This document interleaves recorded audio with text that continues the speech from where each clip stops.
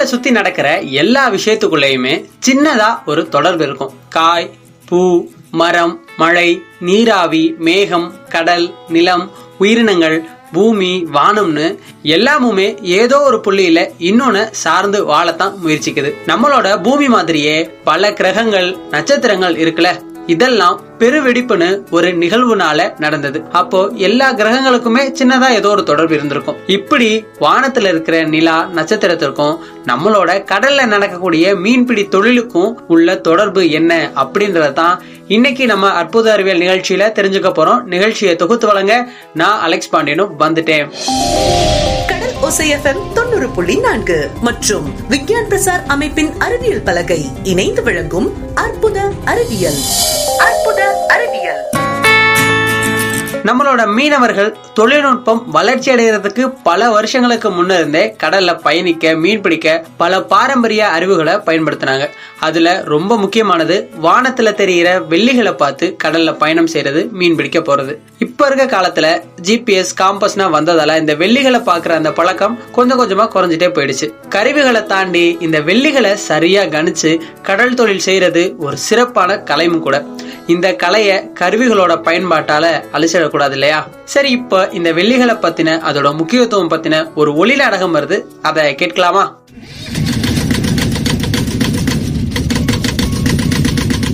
முத்தே முத்தே, தீவை கடந்து வந்தாச்சு. அந்த GPS எட்ரா. எப்பா, ஞாபகம் இல்லாம GPS வீட்லயே வச்சுட்டோன்னே, வளர்த்து திருப்பிடுவோமா? தொழிலுக்கு வர சிந்தனை இருக்கா இல்லையாடா? விலைவாசி எம்புட்டு போயிட்டு இருக்கு. ஓடுன டீசலுக்காச்சும் ஏதாவது புடிச்சிட்டு தாண்டா கரைக்கு போகணும். சரி கத்தாதீங்க, இப்ப என்னதான் பண்றது? என்னத்த பண்ண, செத்த அமைதியாயிடுறா, ஏதாவது யோசிப்போம். ஏ ராசு, நீ காடுகிற பார்த்து தொழில் பண்ண தானப்பா. சிபிஎஸ் இல்லைன்னா தொழில் பண்ண முடியாதா? நம்ம தலைக்கு மேல இருக்கிற வானமே ஒரு பெரிய சிபிஎஸ் பா. என்ன தாத்தா சொல்ற? வானங்கிற ஜிபிஎஸ்ங்கிற, வானத்தை பார்த்து என்ன பண்றது? பேராண்டி, தாத்தா சொல்றது கொஞ்சம் கேளுங்க. இப்போ நம்ம வடக்கு இருந்து தெக்க வாக்க 2 மணி நேரம் ஓடி இருந்திருக்கோம். இப்ப தெக்க பார்த்து குருசுவள்ளி வானத்துல இருக்கு. இப்ப தெக்க பார்க்க நம்ம 1.5 மணி நேரம் ஓடணும்னா, நேற்று நம்ம வலை போட்டோம் பாருங்க, அந்த இடத்துக்கு ஓடிடும். அங்க போய் நம்ம வலை இழக்கிறோம். சரிதானே? குருசுவள்ளியா? எங்கேயோ கேள்விப்பட்ட மாதிரிதான் இருக்கு. ஆனா அதை பார்த்து எப்படி மீன் பிடிக்க போறது? இந்த குருசுவள்ளியை பார்த்து தான் ரொம்ப காலம் நம்ம தொழில் செஞ்சுக்கிட்டு இருக்கோம். இந்த குருசுவள்ளி தென்கிழக்குல கிளம்பி தென்மேற்குல போய் அடையும். இது ஒரு நம்ம கணக்கு வச்சு ஓடி வள விடுறது அந்த காலத்துல. பேராண்டி, இந்த சிபிஎஸ் எப்ப வேணாலும் மாறும், ஆனா வெள்ளி ஒரு நாள் மாறாது. அவ்வளவு அருமையா போய் நம்ம வளைய வைக்கலாம். சரி, குருசுவள்ளியை பார்த்து வள்ளத்தை எடுத்துக்கிட்டு போய் வளைய விட்டாச்சு, மீனையும் பிடிச்சாச்சு. இப்ப திரும்ப கரைக்கு வரணும்னா என்ன பண்றது? இப்ப நம்ம கரைக்கு எப்படி ஓடணும்னா, குருசுவள்ளிய அட்டியில போட்டு அணியத்து பக்கம் வடக்கு சைடு ஓட போகும்போது ஒரு கப்பல் வெள்ளி இருக்கு. இந்த கப்பல் வெள்ளிங்கிறது அப்படியே கப்பல் மாதிரி இருக்கு. நிறைய வெள்ளியல் சேர்ந்து ஒரு கப்பல் வடிவத்துக்கு இருக்கும். பேராண்டி, நீங்க வடக்கு சைடு பாருங்க, அதுவுமே வடகிழக்கு உதிச்சு வடமேற்கு அலையும். பேராண்டி, கப்பல் வெள்ளியை போட்டு ஓடிக்கிட்டு இருந்தோம்னா கரையை நோக்கி ஒரு குறிப்பிட்ட தூரம் ஓடின பின்னாடி நமக்கு லைட் ஹவுஸ் தெரிஞ்சிடும். அப்ப நம்ம கரைக்குள்ள போயிடலாம். இதான் காலங்காலமா நம்ம செஞ்சுக்கிட்டு வருது. அடேப்பா, வானத்துல இவ்வளவு விஷயம் இருக்கா? சரி, இதெல்லாம் தெற்கு பக்க கடலுக்கு கரெக்டா இருக்கு. வடக்கு பக்கம் நான் கடலுக்கு போனா, தொழிலுக்கு போனா என்ன பண்றது? அங்கேயே இதே வெளியே தான் பார்க்கணுமா? இப்ப வடக்க தொழில் செய்யணும்னாடா எப்படி செய்யணும்னா, திராசுலின்னு ஒரு வெள்ளி கிளம்பும். வடகிழக்கு கிளம்பி வடமேற்கு போய் அடையும். அப்படி வடமேற்கு அடையிறது அந்த திராசுலியை கனெக்ட் பண்ண முடியலைன்னா, ஒருவேளை இருட்டா இருக்கு, மழையும் காத்தா இருக்குன்னா வானத்துல இப்ப விடிஞ்சு ஒரு நேரத்துல ஒரு வெள்ளகீரி வர்றது, வெளுத்து வர்ற டைம் ஒன்று இருக்கு. அது எப்பவுமே அந்த விடிஞ்சு போற பகுதி தான் தெரியும். அப்ப நம்ம ஒரு முடிவு எடுக்கணும். அப்ப இது மேற்கு, இது கிழக்கு, இது தெற்கு, இது வடக்கு நம்ம முடிவெடுத்து கரையை நோக்கி ஓடி வரணும். இது வடக்கு உள்ள பகுதியில நம்ம முடிவெடுக்கிறது. ஆனா தென்கட பகுதியில் ஆட்டோமேட்டிக்கா கடல் அது உக்கல் எடுத்து ஓடி வரும். அதாவது அந்த கடல் ஓடி வர பார்த்து நம்ம கரை வந்துடலாம். இத்தனை வெள்ளியா இருக்கு முத்து. இன்னொரு வெள்ளி இருக்கு, அதுதான் ஆறாங்கொட்டை. 6 வெள்ளி சேர்ந்த ஒரு வெள்ளி. அந்த வெள்ளி மொத்தமா கிளம்பி மொத்தமா அடையிறதையும் நம்ம பார்க்கலாம். கடல்ல நமக்கு டைம் தெரியலன்னு வச்சுக்கவேன், டைம் பாக்குறதுக்கு அங்க வெள்ளிகள் இருக்கு. அந்த வெள்ளியை எப்படி பாக்குறது? இப்போ பொழுது அடைஞ்சு இருட்டுப்பட்டு ஒரு 7 to 8 மணி அது வச்சுக்கவேன். அந்த டயத்துல போக்கஸ் மாதிரி ஒரு வெள்ளி இருக்கு. மேற்கு சைடு அந்த 8:45 9 மணிக்கு அடையும் போது நீ அந்த வெள்ளியை பாரு, கரெக்டா அடைஞ்சு முடியும் 9 மணி ஆயிரும். இதே மாதிரி கிழக்க வாக்க விடிஞ்சு வர்ற நேரங்கள்ல 2 மணிக்கு ஒரு வெள்ளி கிளம்பும். அதை பார்த்து டைம் குறிக்கலாம். அதே மாதிரி 4 மணி விடிஞ்சு வர நேரத்துல ஒரு வெள்ளி கிளம்பும். அதுதான்டா விடிய வெள்ளி. தெரிஞ்சுக்க. இதையெல்லாம் நம்ம கணிச்சு வச்சோம்னா வானத்திலே பெரிய சிபிஎஸ் இருக்கு, பாத்துக்க. நிலவு கிளம்பும் போது வெளிச்சம் வரும், நிலவு அடையும் போது வெளிச்சம் வரும். இதை பார்த்து தெரிஞ்சுக்கலாம். அதுவும் எல்லா டைம் ஒரு நாளைக்கு 3/4 மணி நேரம் அடையும் போதும் காட்டும், 3/4 மணி நேரம் கிளம்பும் போதும் காட்டும். ஒரு நாளைக்கு 3/4 மணி நேரம் தொடங்கி அடையும், ஒரு நாள் 3/4 மணி நேரம் கொஞ்சம் தொடங்கும் போது அதே மாதிரி தொடங்கும். கிளம்பும் போதும் மீன்படும், அடையும் போதும் மீன்படும். இது மீனவர்களுக்கு காலங்காலமாக கண்டுபிடிச்ச விஷயம். அது மாதிரி நிறைய நமக்கு மீனவர்களுக்கு பெரிய நல்ல விஷயமா இருக்கிறது நிலவு. சரி தாத்தா, நீங்க வெள்ளியை பார்க்க சொல்லி கொடுத்துறிய. இத்தனை வெள்ளி வானத்துல இருக்கு, ஒவ்வொரு வெள்ளியையும் பார்த்து தொழில் பண்ணிட்டான். ஆனா என்னைக்காச்சும் ஒரு நாள் மழை பெய்யும்ல, மேகம் எல்லாம் அந்த வெள்ளியை மூடிடும்ல, வெள்ளியே தெரியலனா அப்ப எப்படி திசையை பாக்குறது? அதுக்கு முதல்ல நீ காத்த பத்தி தெரிஞ்சுக்கணும். இம்புட்டு காத்த பத்தி தெரிஞ்சுக்கணும்னா இந்த கடல் போதாது. இனி ஒரு நாளைக்கு அந்த காத்த பத்தி விலாவரியா நான் தாத்தா சொல்றேன், நீ கேட்டுக்க. இப்ப நான் சொன்ன வெள்ளி கணக்கு வச்சு கரெக்டா வெள்ளத்தை கொண்டு கரை சேர் பாப்போம். வெள்ளியை காட்டிட்டீல, இனிமே பாரு தாத்தா உன் பேரனோட தொழில. இந்த வெள்ளிகள் இந்த நிலாவை பார்த்து காலமாவே கடல் தொழில் பண்ணிட்டு இருக்க மீனவர்களுமே ஒரு படிக்காத சயின்டிஸ்ட் மாதிரி தான். ரொம்ப அருமையான ஒரு ஒளி நாடகம் கேட்டோம் இல்லையா? இப்போ நம்ம கடலுக்கும் மீன்பிடி தொழிலுக்கும் வெள்ளிகளுக்கும் என்ன மாதிரியான தொடர்பு இருக்குன்னு சில பாரம்பரிய தகவலை சொல்ல இருக்காங்க மத்திய கடல் மீன்வள மையத்தின் மூத்த விஞ்ஞானியாக பணிபுரியும் லவ்சன் எட்வர்ட் அவங்க. இப்போ நம்ம சாரோட பேசலாம். வணக்கம் சார். கடலோசை பண்பலை நேயர்கள் அனைவருக்கும் முதற்கண் என் வணக்கத்தை தெரிவித்துக் கொள்கிறேன். என் பெயர் லவ்சன் எட்வர்ட். நான் மத்திய கடல் மீன்வள ஆராய்ச்சி நிலையத்தின் விசாகப்பட்டினம் பிராந்திய மையத்தின் மூத்த விஞ்ஞானியாக பணிபுரிந்தோம். இந்த அறிவியல் பலகை நிகழ்ச்சிக்கு என்னை அழைத்த கடலோசை பண்பலை அமைப்பாளர்களுக்கு முதற்கண் என் நன்றிகளை தெரிவித்துக் கொள்கிறேன். இந்த நிகழ்ச்சி பாம்பன் தீவு வாழ் மக்களுக்கு அவர்களின் அன்றாட வாழ்வின் பின்னால் உள்ள அறிவியலை புரிந்து கொள்ள உதவுவதோடு அவர்களின் குழந்தைகளுக்கும் அறிவியலின் மேல் ஒரு பெரிய ஆர்வத்தை ஏற்படுத்தவும் உதவுகிறது. இதற்காக இந்த நிகழ்ச்சி அமைப்பாளர்களுக்கு என்னுடைய மனமார்ந்த பாராட்டுகளையும் தெரிவித்துக் கொள்கிறேன். சார், இந்த அமாவாசை பௌர்ணமி நாட்கள்ல கடல்ல என்ன மாதிரியான மாற்றங்கள் ஏற்படுதுன்னு சொல்லுங்க சார். அமாவாசை பௌர்ணமி நாட்களில் கடலில் ஏற்படுகிற மாற்றங்கள் என்ன? பூமி சூரியனையும் சந்திரன் பூமியையும் சுற்றுவது நாம் எல்லோரும் அறிந்தது.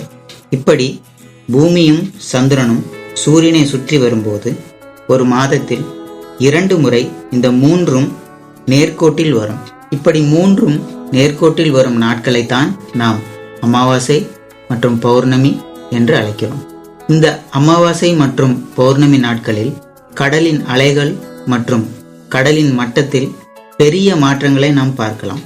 இந்த மாற்றங்கள் ஒரு நாள், அதாவது 24 மணி நேரத்தில் சுமார் 12 மணி நேரத்திற்கு ஒரு முறை கடலின் மட்டம் உயர்ந்தும் குறைந்தும் காணப்படும். இப்போது அமாவாசை நாட்களில் நடக்கும் மாற்றங்கள் என்னவென்று பார்க்கலாம். அமாவாசை நாட்களில் சந்திரன் பூமிக்கும் சூரியனுக்கும் இடையில் இருப்பதால் நம்மால் சந்திரனை பார்க்க முடியாது. சூரியன் மற்றும் சந்திரன் இரண்டிலிருந்தும் ஏற்படக்கூடிய ஈர்ப்பு விசைகள் ஒரே திசையில் இருக்கிறதனால் கடலில் அலைகள் மற்றும் கடலின் மட்டம் இந்நாட்களில் மிகவும் உயர்ந்து காணப்படும். இரண்டாவது, பௌர்ணமி நாட்களில் கடலில் ஏற்படுகிற மாற்றங்கள் என்னவென்று பார்ப்போம்.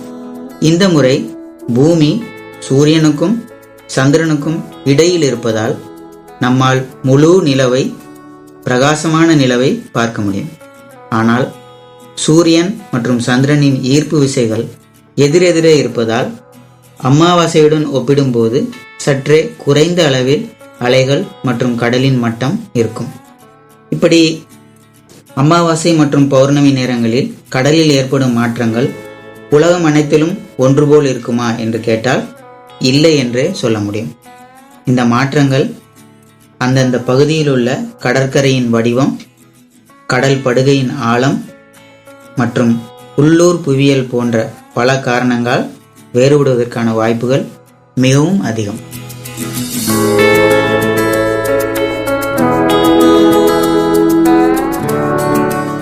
மீன்கள் வலசை போறதுக்கும் இந்த நிலவுக்கும் ஏதாவது தொடர்புகள் இருக்கா? மீன்கள் வலசை போவதற்கும் நிலவுக்கும் உள்ள சம்பந்தம் என்ன? மீன்கள் எதற்காக வலசை செல்கிறது என்று பார்ப்போமேயானால் உணவுக்காகவும் இனப்பெருக்கத்திற்காகவும் செல்கின்றது. அமாவாசை மற்றும் பௌர்ணமி நேரங்களில் கடல் மட்டத்தில் ஏற்படக்கூடிய மாற்றங்கள் மற்றும் கடலின் நீரோட்டம் மீன்களின் வலசை செல்வதற்கு பெரிதும் உதவுகிறது. கடல் மட்ட உயர்வு மற்றும் நீரின் பெருக்கத்தினால் மீன்கள் மிகவும் சுறுசுறுப்பாக செயல்படுவதாக அறியப்படுகிறது. இந்த நீர்மட்ட உயர்வினால் மீன்களுக்கு தேவையான உணவு துகள்கள், அதாவது பிளாங்டான் என்ற ஆங்கிலத்தில் சொல்லக்கூடிய சிறிய உயிரினங்களை இந்த கடல் பெருக்கம் கடற்கரைக்கு அருகே கொண்டு வருவதால் மீன்கள் அதை உண்ணுவதற்கு ஒரு இடத்திலிருந்து இன்னொரு இடங்களுக்கு இடம்பெயர்கின்றன. மீன்களின் இனப்பெருக்க சுழற்சி மற்றும் முட்டையிடும் நிகழ்வு சந்திர சுழற்சியோடு ஒன்றுபடுவதாக பல ஆராய்ச்சிகள் கூறுகின்றன. மீன்களுக்கு வலசை போவதற்கு தேவையான தகுந்த நீர், வெப்பநிலை, உப்புத்தன்மை மற்றும் உணவு இருப்பு போன்ற இனப்பெருக்கத்திற்கு தேவையான உகந்த நிலைகளை கொண்ட இடங்களை அடைவதற்கு இந்த நீர்ப்பெருக்கம் உதவுகிறது. இவ்வாறாக மீன்களிடம் முட்டைகள், அந்த முட்டையிலிருந்து வரக்கூடிய லார்வா என்ற ஆங்கிலத்தில் சொல்லப்படுகின்ற மீன் குஞ்சுகள் பிற இடங்களுக்கு பரவுவதற்கும் இந்த நீரோட்டம் மிகவும் ஏதுவாக அமைகிறது. இவ்வாறாக பார்ப்போமேயானால் மீன்களின் இயக்கத்திற்கு நிலவின் பங்கு பெருமளவில் உதவுகின்றது. சார், இந்த மீனவர்களுக்கு மீன்பிடி தொழிலுக்கு ஒரு சிறப்பான பருவம், சிறப்பான காலம்னா அது என்னது? மீன்பிடிப்புக்கு சிறந்த பருவம் அல்லது காலம் என்று குறிப்பிட்டு ஒரு காலத்தை சொல்ல இயலாது. ஏனென்றால் சில காலங்களில் சில வகையான மீன்கள் கிடைக்கும், மற்ற காலங்களில் வேறு வகையான மீன்கள் கிடைக்கும். இதுக்கு காரணம் என்னவென்றால் மீன்பிடித்தல் மற்றும் மீன்பிடி முறைகள் பருவம், பருவமழை மற்றும் வானிலை முறைகளால் மாறுபடுகிறது. காலநிலை மாற்றம் மற்றும் சுற்றுச்சூழல் மாற்றங்கள் காரணமாக மீன்பிடி பருவங்கள் ஆண்டுதோறும் மாறுவதற்கான வாய்ப்புகள் அதிகம் உள்ளது. குறிப்பாக சொல்ல வேண்டுமானால் குறிப்பிட்ட சில மீன் இனங்கள் பருவமழைக்கு முந்தைய காலங்களில் இனப்பெருக்கம் அல்லது முட்டையிடும் பருவங்களை கொண்டிருக்கும். மேலும் இந்த காலங்களில் மீன்களின் எண்ணிக்கையை பாதுகாக்க, மீன்களின் இனப்பெருக்கத்தை ஊக்குவிக்க மீன்பிடி கட்டுப்பாடுகள் விதிக்கப்பட்டு அது சிறப்பாகவும் கடைபிடிக்கப்பட்டு வருகின்றன. இரண்டாவது, பருவமழை காலங்களில் கனமழை, பலத்த காற்று, கடல் சீற்றம் இவற்றினால் ஏற்படும் அபாயங்கள் காரணமாக மீனவர்கள் கடலுக்கு செல்வதை பெரிதும் தவிர்க்கின்றனர். மூன்றாவது, பருவமழைக்கு பிந்தைய காலங்களை வானிலை காரணங்களால் மீன்பிடிக்க சிறந்த காலமாக கருதப்படுகிறது. இந்த காலகட்டத்தில் குளிர்ந்த வெப்பநிலையுடன் கடலின் நிலைமை பொதுவாக அமைதியாக இருக்கும். பருவமழைக்கு பிறகு இனப்பெருக்கத்திற்காக வலசை சென்ற பல மீன் இனங்கள் மீண்டும் கடலோர பகுதிகளுக்கு இடம்பெயர தொடங்கும். இது மீன்பிடி நடவடிக்கைகளுக்கு ஏற்ற நேரமாக அமைகிறது. சார், இருக்கிற அந்த நட்சத்திரங்கள், இந்த வெள்ளிகளையே மீன் பிடிக்க ஒரு பெரிய அளவுல உதவுற ஒரு வெள்ளினா அது என்னது? எந்த நட்சத்திரம் மீன்பிடிப்புக்கு பெரிய அளவில் உதவுகிறது? பண்டைய மீன்பிடி சமூகங்கள், குறிப்பாக நீண்ட தூர மீன்பிடிப்பில் ஈடுபடுபவர்கள் பெரும்பாலும் செலஸ்டியல் நேவிகேஷன் எனப்படும் நட்சத்திரங்களை பயன்படுத்தி வான்வழி செலுத்தல் நுட்பங்களையே பெரிதும் நம்பியிருந்தனர். பாரம்பரிய மீன்பிடி நடைமுறைகளில் மீன்பிடிக்க உதவுவதில் வரலாற்று முக்கியத்துவம் வாய்ந்த போலாரிஸ் அல்லது நார்த் ஸ்டார் என்று ஆங்கிலத்தில் அழைக்கப்படும் துருவ நட்சத்திரமே பெரிதும் உதவியது. துருவ நட்சத்திரம் வட துருவத்திற்கு நேரடியாக மேலே அமைந்துள்ள ஒரு முக்கிய நட்சத்திரமாகும். துருவ நட்சத்திரத்தின் நிலைப்பாடு பூமி சுழற்சியின் போது நிலையான ஒரு இடத்தில் தோன்றுவதால் மீனவர்கள் மற்றும் கடல் மாலுமிகள் துருவ நட்சத்திரத்தையே வழி செலுத்துவதற்கான நம்பகமான நட்சத்திரமாக கருதினர். குறிப்பாக இரவு நேர மீன்பிடித்தலின் போது மற்ற அடையாளங்களே சரியாக தெரியாது பார்க்க முடியாத நேரங்களில் திசையை தீர்மானிக்க, நேரத்தை மதிப்பிட மீனவர்கள் தங்கள் மீன்பிடி தளங்களுக்கு செல்லவும் கரை திரும்பவும் துருவ நட்சத்திரத்தையே நம்பியிருந்தனர். மீன்பிடித்தலுக்கு ஏதுவாக பல நவீன தொழில்நுட்பங்கள் வந்தாலும் மீன்பிடி மற்றும் கடல்சார் நடவடிக்கைகளில் துருவ நட்சத்திரத்தின் பங்கு மிக முக்கியமான அம்சமாக இன்று வரை உள்ளது. சார், என்னுடைய கடைசி கேள்வி, இப்போ உள்ள மீனவர்களுக்கும் இந்த வெள்ளி பார்க்கும் பழக்கம் இருக்கா? அதை சொல்லுங்க சார்.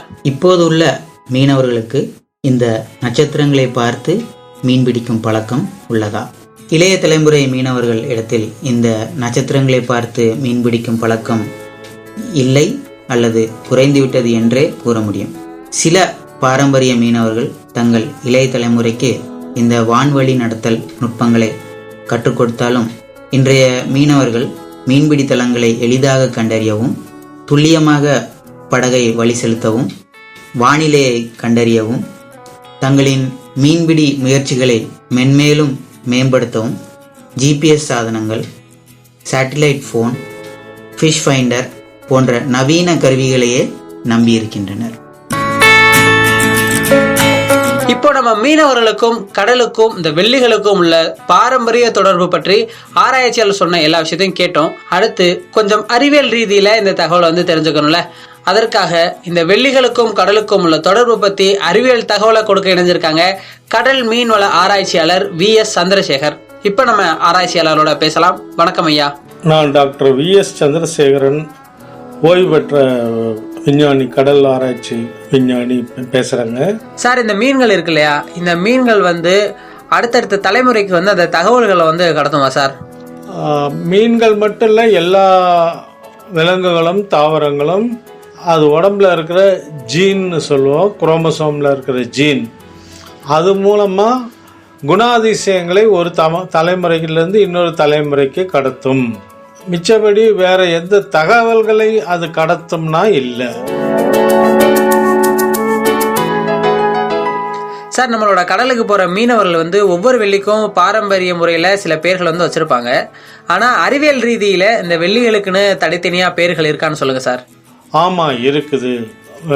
நட்சத்திரங்களுக்கு வந்து பாரம்பரிய முறையில் பேர் இருக்குது. வானசாஸ்திர இயல்னு அது வந்து ரொம்ப பழைய ஒரு விஞ்ஞானம், அறிவியல்.